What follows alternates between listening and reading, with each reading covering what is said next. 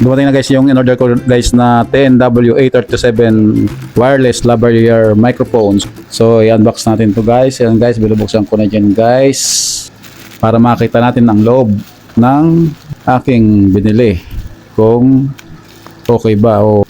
So ayan guys, ayan TNW-A37. So ayan ba yung yan guys yung box niya. So solid siya guys, solid oh. Naka-sealed pa ng plastic. So fit na fit yung plastic guys, naka-fix. Ayan, nahirapan tayong buksan dahil kapit na kapit sa karton.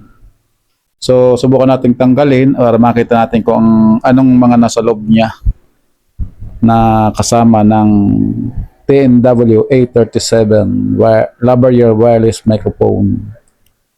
So ito na nga guys, nabubuksan ko na siya guys. Natanggal ko na yung plastic.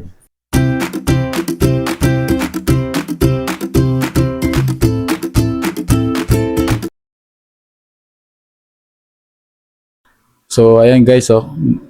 May kasama siya guys na pouch, mini pouch bag ng microphone.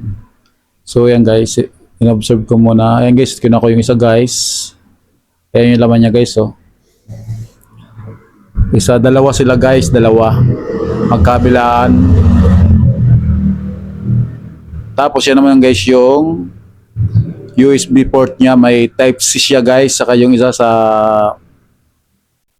pang ano yan guys parang iOS yata ang tawag dyan. Para sa ibang port ng phone.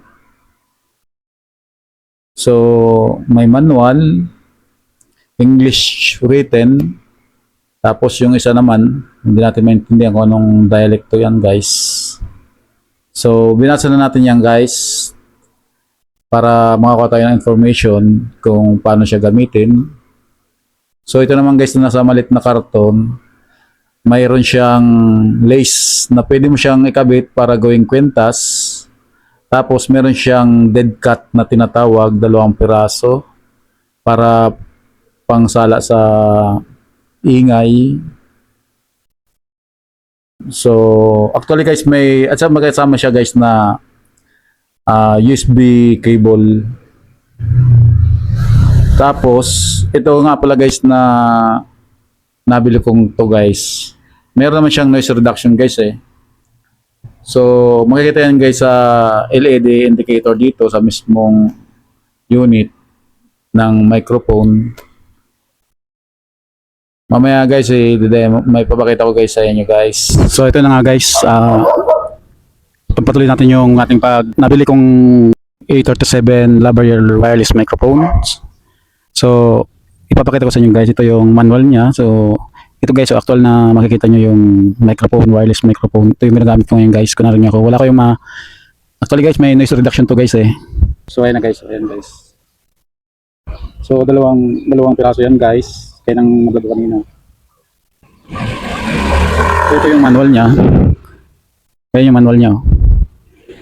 Meron siyang, ito nga yung microphone na hawak ko, 2. Tapos may LED indicator na siya dyan kung ano yung mga functions na mga nandyan sa microphone.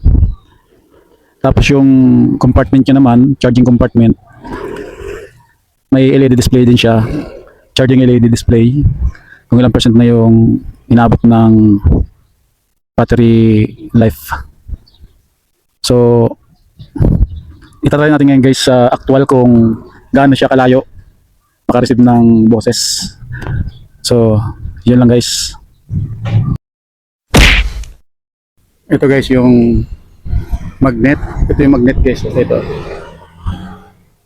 Ngayon guys, tingnan mo. Yan gaano kalakas yung magnet niya. Ayan. Kaya pag nilagay mo yan guys sa damit mo, kung ayaw mo na gamitan ng lace, kasi may lace yan na previous eh. So itong magnet, so didikit mo lang yan dyan sa damit mo.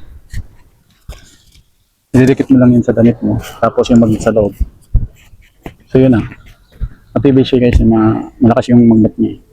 So hindi na siya basta-basta matatanggal, maliban na lang kung sadyain tanggalin. Yun lang guys. By the way, dito ako sa isang medyo open na lugar. At saka may mga dumadaan ditong sasakyan. So dito pa lang matatry natin kung gumagana yung noise reduction, kasi aside dun sa experience kanina, wala tayong naririnig ng mga ingay galing sa paligid, dahil nga sa maya't maya may mga sakyan na dumadaan. So i-set up ko na to guys na selfie stick ko para matry natin gaano kalayo ang pwedeng ma-reach nitong, kasi nakalagay dun sa, kung hindi ako nagkakamali, nakalagay dun sa manual, it's almost 30 meters ang kaya niyang abutin ng kanyang boses from the adapter receiver and to the microphone. So come on guys. So ito na nga guys, oh. Kung makita nyo guys sa left chest ko, naka magnetic yung aking microphone. So lalakad tayo dito patras para malaman natin gaano kalayo ang pwedeng marating ng aking boses. So ito dito guys sa may humps na to, siguro estimate ko dito mga 10 meters wala dun sa receiver ng cellphone. Nandun yung naka-touch doon yung receiver sa cellphone na siyang kumuha sa atin. So alakad tayo guys palayo uli para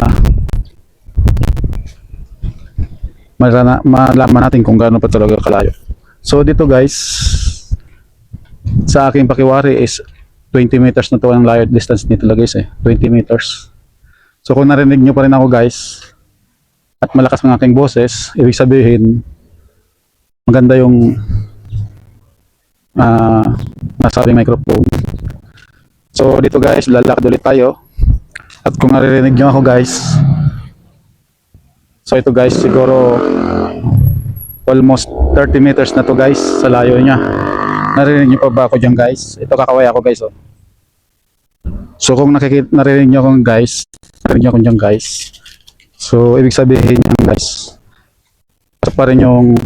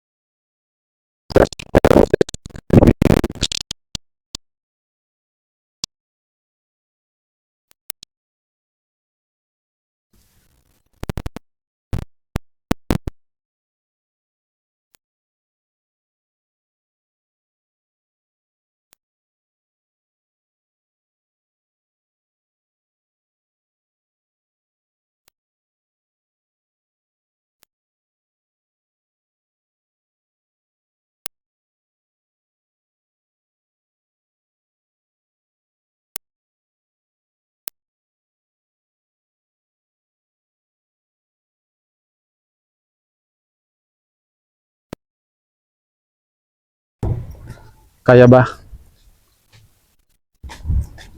Babalik na tayo guys.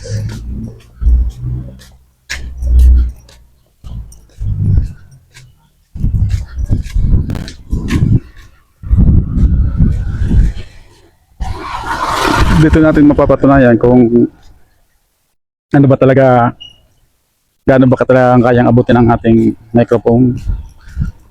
Itong A37 wireless microphone.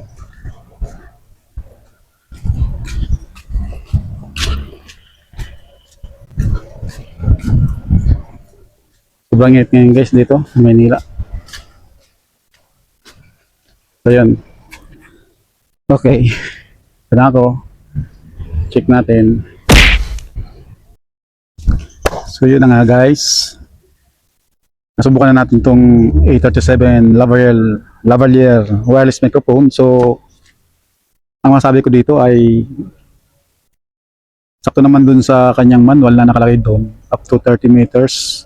So sa 30 meters para sa akin gumana pa rin siya. So kung ang paggamit nyo nito ay pang malapitan lang up to 20 meters, pwede magamit nyo ito ng maganda, ng masasatisfy kayo. Kasi base dun sa aking, di ba, yung pinakamalayo ko doon na napuntahan, yung kanto, ang estimate ko doon ay 60 meters. Doon sa pinakamalayo, makikita nyo, kamuha ako dalang kamay, di ba? So 60 meters na yun, wala na siyang boses. From 40 meters to 50, 60, wala na siyang boses na maririnig. Pero nung bumalik ako, na hindi pa abot doon sa 30 meters, nung ako'y pabalik na dito nga, papunta sa aking setup ng cellphone na may receiver. So may narinig tayo na salita na pumapasok, kaso nga lang chapi-chapi. So ibig sabihin, pwede siyang lumampas ng up to more than 30 meters, kaso nga lang, pwedeng may disruption na mangyayari. Chapi-chapi yung boses. So, di ko alam kung nakadepende yun sa signal or sa hangin. So, yun lang guys. Kayo na lang guys ang bahalang mag-comment kung ano yung masabi nyo dito sa A37 lavalier wireless microphone. So, yun lang guys. Salamat guys.